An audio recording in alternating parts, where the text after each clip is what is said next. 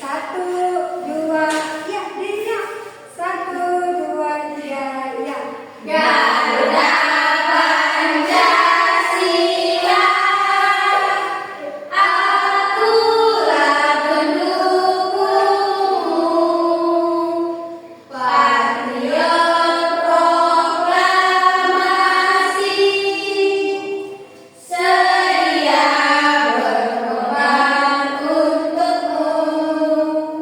Pancasila dasar negara, rakyat adil makmur sentosa, pribadi bangsaku. Ayo maju, maju, ayo maju, maju, ayo maju, maju. Oke, silakan duduk. Terima kasih, Bu. Sama-sama. Hari ini kita bakal belajar sama Ibu tentang kedatangan penjajah Jepang ke Indonesia. Jadi di sini Ibu mau bertanya dulu sama anak-anak Ibu, negara mana aja sih yang pernah menjajah Indonesia? Jepang. Oke, angkat tangannya siapa yang tahu? Iya, silakan anak-anak yang pertama. Belanda, Bu. Belanda, sebelumnya Jepang, Bu. yang terakhir. Inggris. Nah, betul sekali. Jadi kira-kira tadi ada yang jawab tentang Jepang nih ya kan? Jepang itu berapa lama sih menjajah Indonesia? 3,5 tahun. Ya benar, 3,5 Tahun. alasan penjajah Jepang ataupun Belanda Inggris datang ke Indonesia apa coba? Ya, yang pertama kali. Mau beli rempah-rempah. Iya benar. Yang kedua, Tahu. ya rempah. Jadi hari ini menurut pembelajaran kita tentang investigasi. Jadi Ibu di sini akan membagi kalian ke dalam dua kelompok nih ya kan. Tapi sebelumnya kita cabut nomor dulu ya. Sebentar ya. Nanti setelah cabut nomor pembentukan kelompok dibantu sama ketua kelasnya ya ketua kelas. Baik, Bu.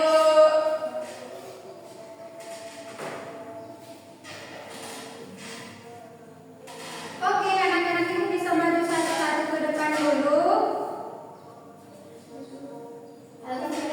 Iya, dicabut nomornya. Sini. Ambil satu. Ambil satu. Oke.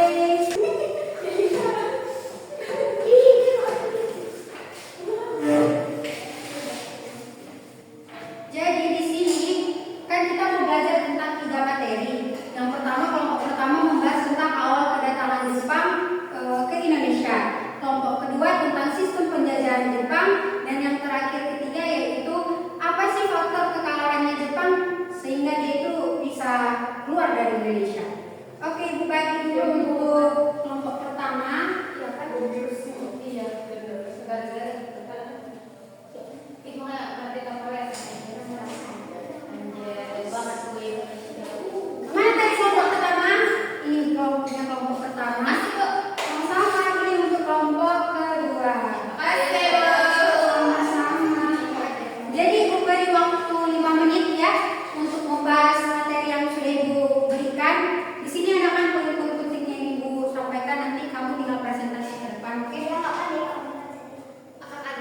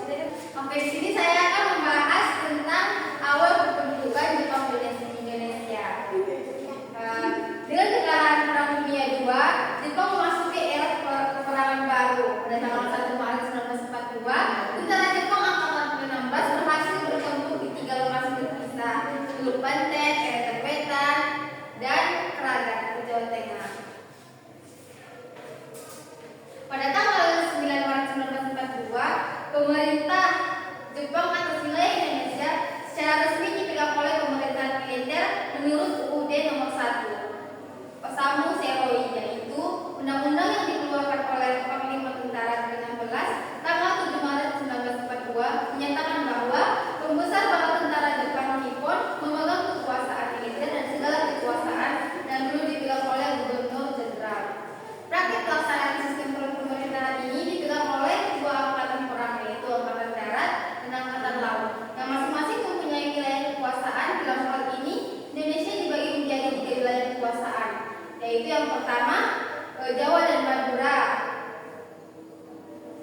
yang kedua Angkatan Laut Jepang, yang pertama Angkatan Darat Jepang, yang kedua Angkatan Laut Jepang, dan yang ketiga berkedudukan di Saigon, kemudian baru berhubungan dengan Tokyo. Selanjutnya, membacakan rekan saya. Sistem penjajahan Jepang.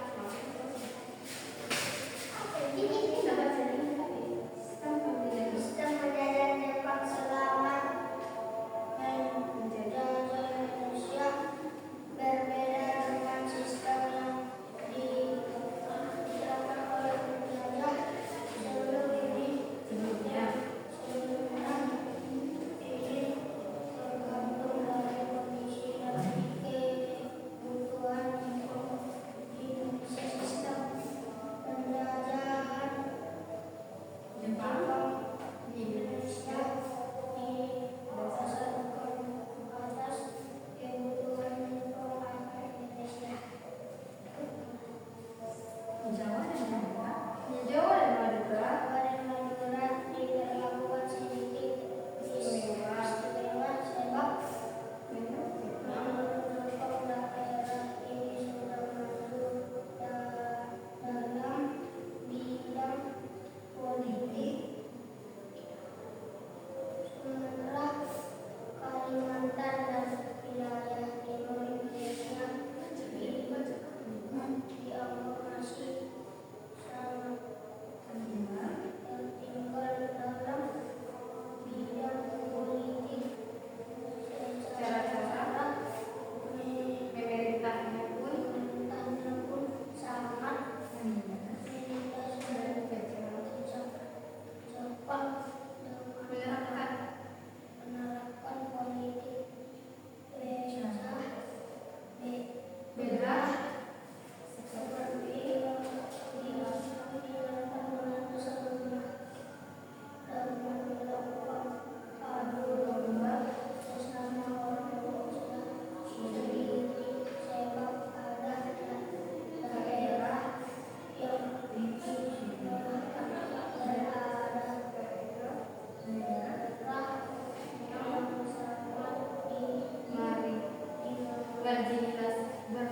marginalisasikan dari segi kebijakan. Oke, tadi dengar kakak-kakak? Dengar dong. Boleh tepuk tangannya dulu.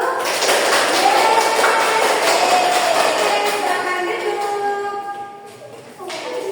Terima kasih kepada kelompok 1. Selanjutnya, ayo kita dengarkan penjelasan dari kelompok 2. Kelompok 2, saya persilakan Selina.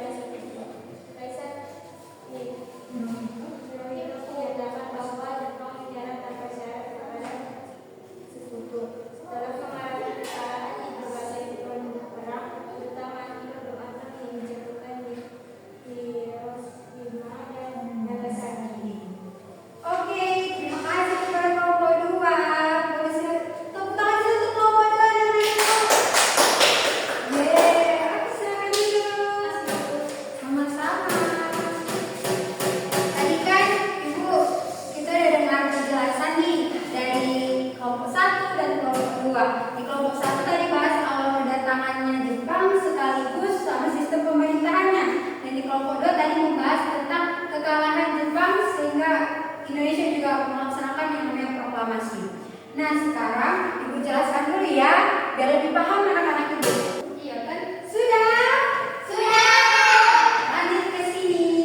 Jadi di sini gua akan menjelaskan awal kedudukan Jepang. Jadi pada tahun 1942 di tahun ini terjadi yang namanya peperangan, yaitu peperangan dunia kedua. Nah, sebelum Jepang menjajah Indonesia, Belanda dulu yang menjajah Indonesia. Jadi pada saat tahun 1942, Jepang itu berhasil mengalahkan Belanda di Perang Dunia Kedua itu. Nah, ketika perang berlangsung itu, sebelumnya Jepang sudah menjajah yang namanya beberapa negara-negara Asia Tenggara, yaitu pada tepatnya akhir 1941. Sehingga Jepang itu menyadari bahwa itu punya kebutuhan di Indonesia, yaitu kebutuhannya sumber daya alam. Sumber daya alam yang pada intinya di sini meliputi akan minyak dan juga karet.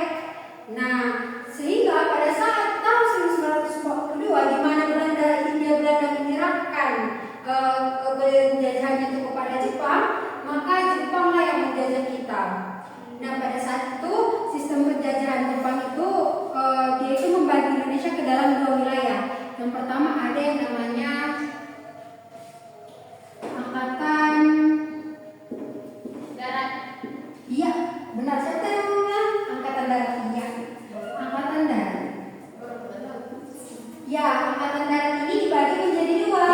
Yang pertama yaitu meliputi Pulau Jawa dan juga Pulau Sumatera. Sementara yang kedua ada angkatan laut. Angkatan laut di sini yaitu mengambil pada Kalimantan,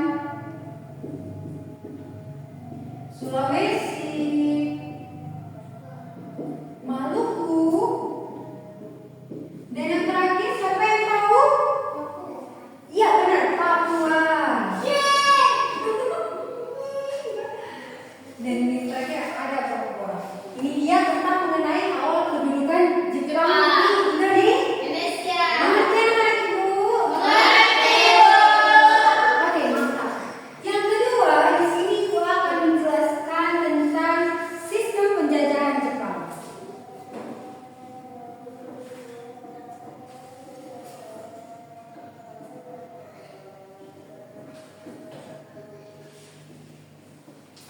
Bagaimana sih Bu, sistem penjajahan Jepang ini? Nah, sistem penjajahan Jepang di sini, dia itu nggak jauh berbeda dengan sistem penjajahan Belanda yang hari itu yang sebelumnya menjajah kita. Di sini mereka itu menerapkan yang namanya penjajahan pecah belah. Gimana sih Bu, maksudnya penjajahan pecah belah itu? Penjajahan pecah belah itu adalah di mana di situ para Jepang itu mengadu domba antara daerah yang satu dengan daerah yang lainnya, sehingga timbul perpecah belahan. Nah, di sini Jepang itu kan dibaginya tuh Indonesia ke dalam beberapa wilayah. Jadi Jepang itu dia memandang letak strategis, politik serta pertahanan keamanan Indonesia. Contohnya nih, Pulau Jawa itu dinilai sama Jepang adalah sebagai pulau yang dimana dia itu lebih istimewa dibandingkan pulau-pulau yang lainnya. Karena apa? Karena di Jawa itu dia itu pemerintahannya lebih oke, sehingga di daerah Jawa itu lebih diistimewakan. Sementara untuk daerah Sumatera itu terkenal dengan sistem politiknya itu yang sangat kacau, sehingga penyiksaan serta penjajahan lebih kejam pada wilayah Sumatera. Selain dia itu menerapkan sistem pecah belah,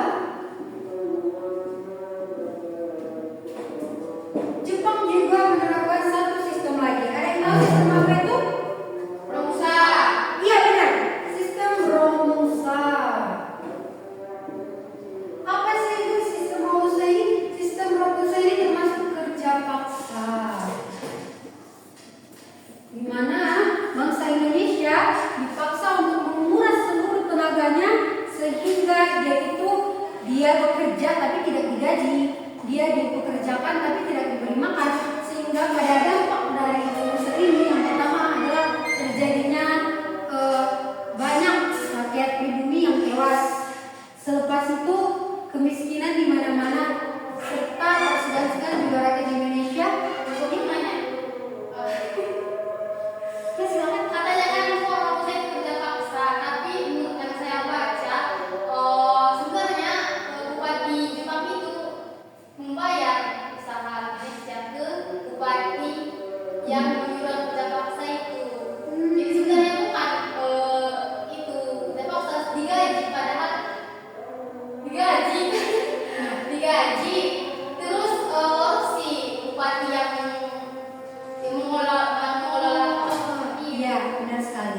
Berarti pada saat itu seperti yang dijelaskan oleh teman kita di sini, sebenarnya rakyat Indonesia itu digaji.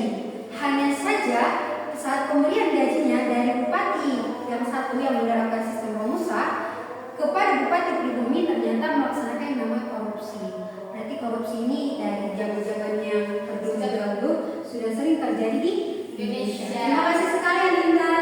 Oke, ini tadi tentang sistem penjajahan Jepang. Ada berapa sistem penjajahan Jepang? 2. Apa saja dia? Pecah belah. Dan juga Romusa. oke, kita masuk ke yang terakhir. Yang ketiga itu kita belajar tentang kekalahan Jepang.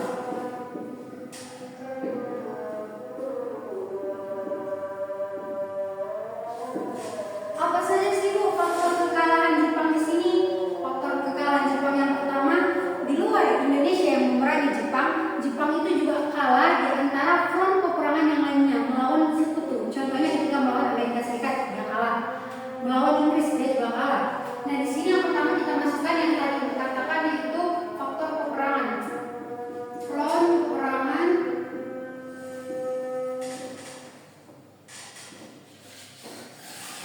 Front peperangan Jepang. Nah, yang kedua tadi yang seperti dijelaskan oleh Ibu, pernah dengar nggak yang dimana dua kota utama Jepang dibom oleh Amerika Serikat, yaitu Nagasaki dan juga Hiroshima. Iya, pemboman besar-besaran.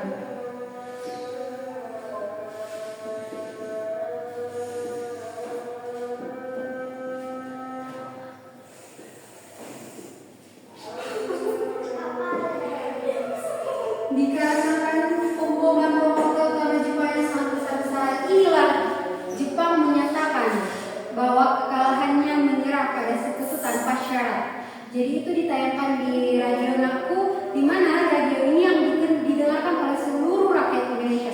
Itu merupakan suatu hal yang gembira bukan bagi rakyat Indonesia? Ya, karena Jepang sebelumnya kenapa sih Bu Indonesia itu mudah sekali mau bekerja sama sama Jepang itu? Karena Jepang itu menjanjikan kemerdekaan kepada rakyat Indonesia. Nah, mereka katakan kami akan memberikan kalian kemerdekaan, katanya gitu. Dan juga Jepang itu memang datangnya baik ke Indonesia. Jadi orang pribumi juga percaya akan hal tersebut. Ternyata Jepang berkhianat ya. Nah, anak-anak ibu di sini terjadinya pemboman dua kota utama Jepang ini tadi. Jadi itu tadi sudah disiarkan. Nah, golongan tua itu kan terkenal akan Soekarno dan Hatta. Nah, Soekarno-Hatta dan juga seluruh rakyat Indonesia mendengar kabar tersebut mendesak Soekarno dan Hatta untuk menyatakan kemerdekaan Indonesia. Namun pada saat itu Soekarno-Hatta masih enggan untuk menyatakan kemerdekaannya, sehingga golongan tua yang 2 orang ini dijuli oleh golongan muda, anak-anak Indonesia, anak-anak ibu. Mereka dibawa ke Rengas Dengklok untuk segera menyatakan kemerdekaan Indonesia. Sehingga pada tanggal 17 Agustus 1945 Indonesia dinyatakan merdeka. Tanggal berapa Indonesia merdeka? 17 Agustus 1945. Berarti sudah mengerti anak-anak ibu ini ya? Ya Bu. Oke. Gimana Pak? Ini sudah paham sama yang Ibu sampaikan? Sudah Bu. Masih ada yang ingin bertanya tentang ini? Tidak Bu. Oke, di sini Ibu mau kasih kuis dadakan dulu buat anak-anak. Oke, jawab saja ya, Ibu hapus ya. Oke, pertanyaan yang pertama. Yang pertama. Oke. Pada tahun berapa penjajah Jepang datang ke Indonesia? Tahun berapa? 1942. Benar sekali, tepuk tangan. Pertanyaan kedua. Ada berapa jenis sistem penjajahan Jepang? Ya, 2 Bu. apa itu? Tunjuk tangan. Ya, apa dia? Pecah belah. Dan juga Lagi sudah. Romusa. Romusa. Pecah paksa. Ya, benar sekali. Terakhir deh ini.